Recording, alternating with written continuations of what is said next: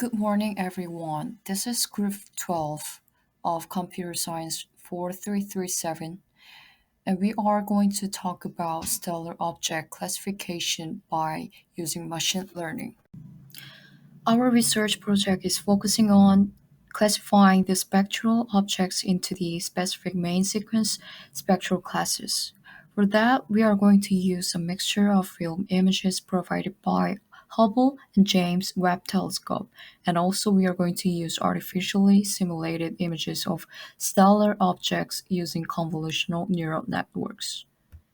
Also, we are going to focus on image simulation using Space Engine, which is a universe simulator that seeks to replicate a one-to-one scale of the non-observable universe.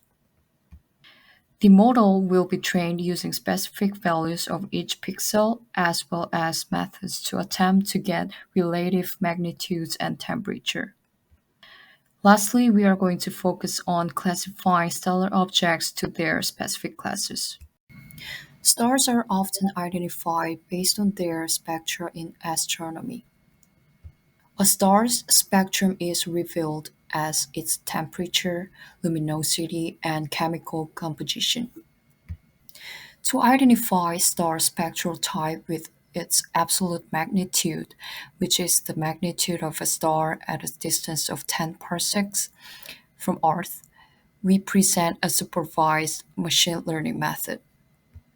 This approach utilizes two techniques, which is principal component analysis (PCA) for dimensionality reduction and convolutional neural networks (CNNs) to classify stars into the seven spectral classes from O to M. One of the things we focused on was the general comparison of objects in space. More specifically, this includes the binary classification between galaxies and stars. We took an image-based dataset that was already pre-processed, and we trained the standard two-class convolutional neural network. This mainly included sigmoid activation and binary cross entropy, as well as two convolutional layers.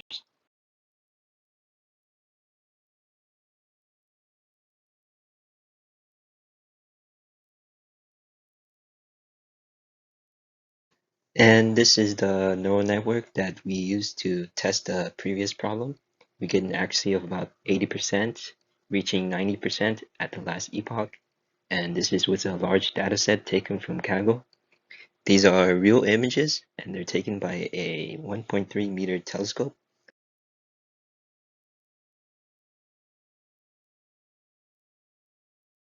Our expectations are as follows. Present a convolutional neural network, or several, that can be used to test real image data. Classify stellar objects into their respective spectral classes with a test accuracy of at least 70% or higher.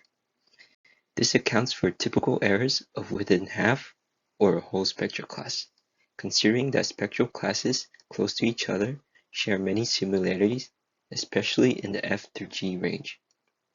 We will also minimize overfitting, as problems with a simulated dataset can create inaccuracies on a real dataset. We will also minimize program runtime using image compression and other dimensionality reduction techniques. Lastly, we will use this machine learning method to simulate realistic data. For this project, we had three specific data sets of interest. The first one was 22 gigabytes of images of stellar objects. We also had one with nearly 11 million spectroscopic images of stars. And finally, we had simulated images using Space Engine. And together, these three data sets were used for our future models. For our implementation, our algorithm of choice will be convolutional neural networks.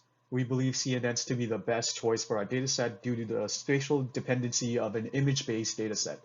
CNNs can also be applied to a wide range of vector analysis tasks, including classification and regression. For tools, we will be utilizing TensorFlow and Keras.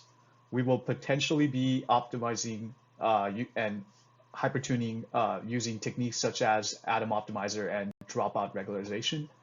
Our activation functions of choice will be rectified linear unit for our convolutional layers and softmax for our dense layers. As for our loss functions, we will be using binary cross entropy for our binary classification model and categorical cross entropy for our multi-class classification model. Let's look at just stars. Here we use our simulated images.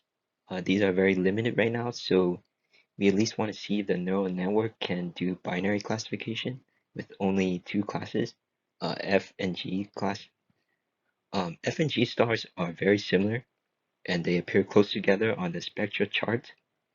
If you look at the two images, they appear to have the same shape, and even if you had color, it may be hard to tell since F and G stars are typically both yellow. In this case, with this dataset, we seem to get good results. However, we have to note that these are simulated images and they are very clean. So if you use real images, it might not get a good accuracy.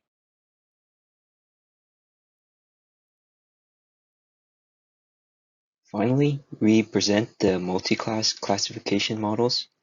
This research is based on the manual classification of the 7 spectral classes of stars. We propose an automated machine learning method that seeks to aid or replace previous methods. Note that manual methods typically employ many different formulas and numerical data in order to classify stars.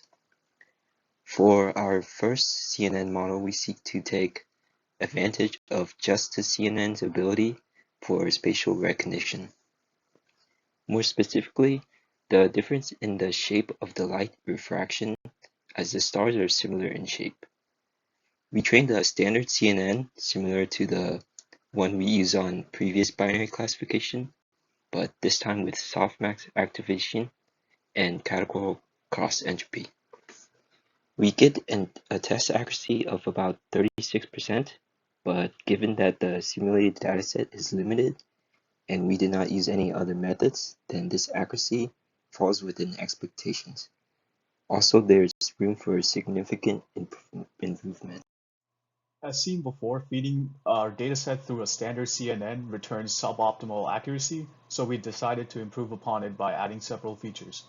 Firstly, we added 3 additional convolutional layers to potentially aid in filtering out the most significant feature of each class. We also added 1 additional max pooling layer to complement the increase in convolutional layers. Secondly, we decided to change the input shape of the images being passed through to 50 by 50. This will allow the model to focus on brightness and light refraction of the images as a significant feature rather than other unnecessary features. Then we added Atom Optimizer to allow our model to adaptively change learning rate in each epoch to provide a better overall accuracy. Finally, since our dataset is being trained significantly more, to avoid overfitting, we implemented dropout regularization through a dropout layer. With these changes, we were able to achieve significantly better accuracy for the model. At best, the improved model was able to achieve the training accuracy of 87.08% and a testing accuracy of a respectable 96.67%. The implementation of more convolutional layers alongside image compression allowed the second model to filter out significant features much more efficiently when compared to our first model. The graphic at the bottom shows a comparison between these 3 models. As can be seen, this improved model performs significantly better than our first multi-class classification model and considerably better than our binary classification model. We believe that the model can be improved even further with methods that are somewhat out of scope for this class. For example, getting absolute magnitude from an apparent magnitude at a constant distance using the formula below, where apparent magnitude is a measure of relative brightness, and a method to attempt to calculate relative temperature using 16-bit grayscale value of images that are passed through the model using the formula below. Combined with the apparent magnitude method, this set of implementations would allow the model to have solid data as well as the images that are passed through to classify spectral classes. In conclusion, though our model returns relatively good accuracy for our research purposes, it could potentially be improved.